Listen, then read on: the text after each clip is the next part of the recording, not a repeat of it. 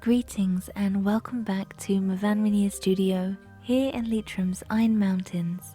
If you're new here, my name is Harriet and today I will be sharing a page from my art journal, a journal which I have recently started.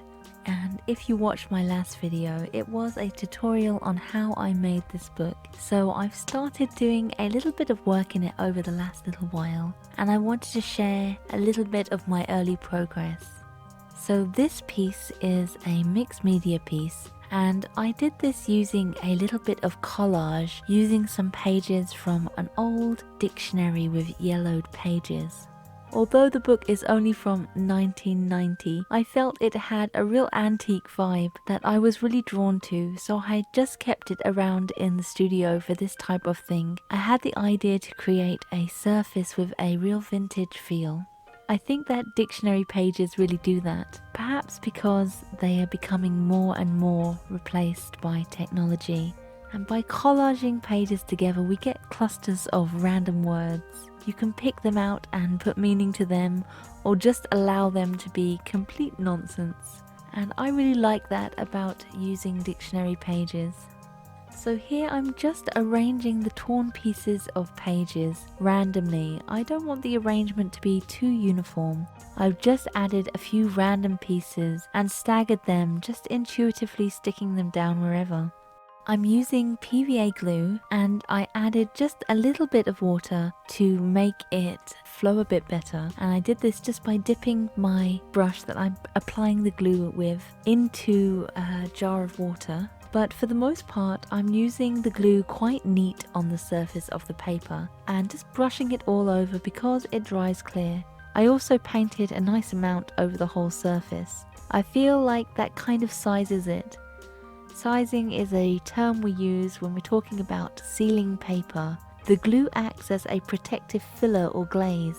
When you're sizing a canvas or a piece of wooden board before an oil painting or any kind of paper that you want to be more acid resistant, when a support has been sized, it means that paint with any kind of oil or natural pigment won't eventually rot the paper. So the PVA, also known as polyvinyl acetate glue, is really great for this type of thing as well. I wanted to add a little bit of an extra vintage aesthetic to my already yellowed pages, so I've just added a little bit of brown watercolour, and this one is by Kuretake, and created a little brown vignette around the edges. And I really like the kind of antique vibes I'm getting from this. I have this pencil sketch that I've just pulled out of one of my sketchbooks. I've decided I was going to cut it out and use it on this piece. I have a lot of little pencil sketches in my sketchbooks and I don't always do much with them. Sometimes I develop them and they become watercolour paintings or the idea for something bigger, but this one has been around for a little while in my studio. I really like it.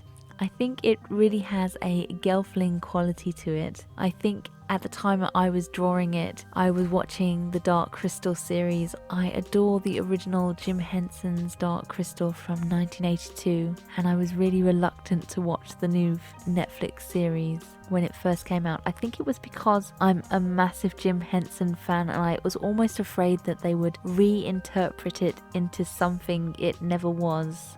But I'm glad I did eventually watch it because they did honour what it originally was. There's a lot of mysticism and spirituality and lots of symbols in a lot of Jim Henson's work, especially the Dark Crystal. And many of the more cosmic themes were derived from the books by Jane Roberts, the Seth books. She was a science fiction writer and one day began channeling this multi-dimensional entity being who existed outside of time and space and dictated monologues about metaphysics through her when she was in a trance state. A lot of themes in the Dark Crystal, you can find their origin in some of those books. So I was really happy to find that the new series had kept some of these underlying ideas in the new storyline.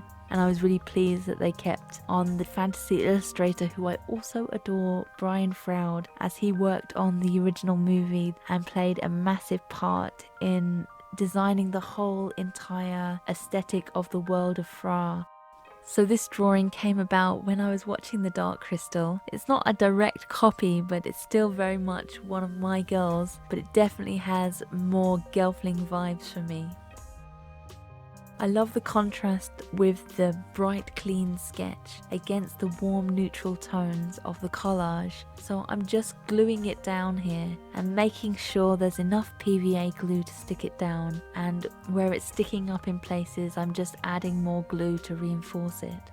I wanted to add a little bit more colour, so I decided to do that with my alcohol markers. I want to make the colours earthy and have a vintage quality. I suppose I've been having a funny little time at the moment. I've been feeling a little unmotivated to make videos or even be online much at all, but I've been hibernating and hermiting. With spring coming in, I wanted just to spend time planting seeds for my vegetables, doing things around my house. I think since the beginning of the year really, I've felt this way. I think it could be similar for most parents with small children who needed to be homeschooled during the lockdown. I just found myself with less time to put videos together, but I'm still keeping up with my art, and I will be sharing more of it now that the kids are back at school since the 1st of March. It's taken me time just to find my centre. It's also my birthday last Sunday, and I am now 38 years old, so I guess that's the later half of my 30s, and I'm thinking about who I've grown into at this stage of my life, and thinking a lot about my sense of style or my fashion sense, my personal aesthetic, and this notion of dressing my age, which feels a little bit like an outdated concept. Perhaps more accurate would be dressing for your current life stage or lifestyle. Not to say you can't keep your favorite styles, but I was more thinking about my day-to-day clothing.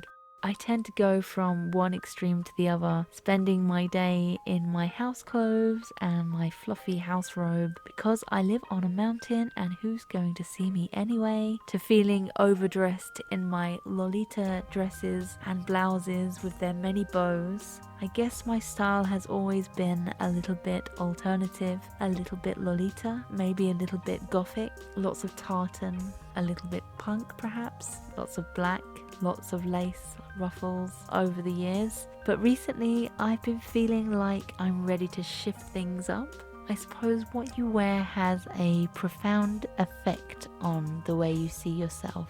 If you ever got dressed up and felt excited and a sense of confidence, then you kind of know what I mean. So this little collage and drawing here, I think it kind of came out of a place where I had been looking at different moods, different styles of clothing, and thinking about my current wardrobe and how I could migrate or refine my current sensibilities into something that felt more like me, or felt like I could be inspired by. So as somebody who lives pretty remotely in a little cottage in the countryside, more recently cottagecore has come to my attention. I guess it has been wildly popular on the internet recently, and I think the pandemic is a big part of the cottagecore movement. I think people are romanticizing on simpler times and being more self-sustainable with the lockdown, making people feel kind of trapped in their houses. With its long prairie dresses and contrasting woolens, the aesthetic seems to me very close to a style I have been admiring from afar for some time now. The style is Mori Girl or Mori Kei, which is a Japanese vintage fashion that similar in some ways to cottagecore, but it centers around the appearance inspired by the idea of living in the forest, and a lot of it is inspired by a romanticized idea of kind of medieval Europe covered in forest and little houses dwelling there. Lots of kind of folklore. The Brothers Grimm comes to mind as well.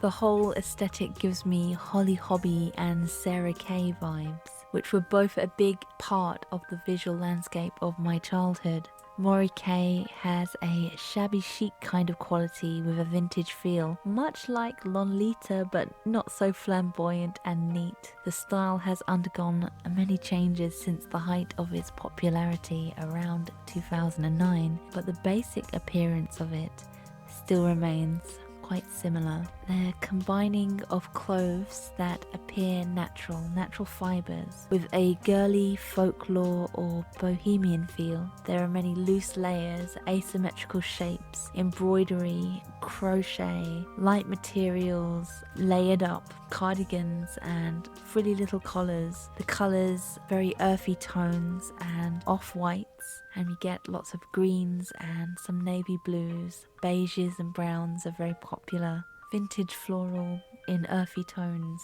So I could kind of see myself feeling comfortable against my current mountain landscape more than some other styles that I have felt drawn to. So I think that this piece of art was mirroring for me what I had recently been inspired by. And I was creating colours in her costume with that Mori Kei kind of vibes in mind. I really love the feel of this piece, and I added some kind of woodland toadstool stickers and some fabric lace along the bottom of her dress. And this was really some sweet therapy for me to express this style in this way. We're coming to the end of my video now, and if you've made it this far, thank you so much for watching. I do hope you enjoyed it. Do have a wonderful and inspiring week, and I hope to see you again soon for another video. Bye bye.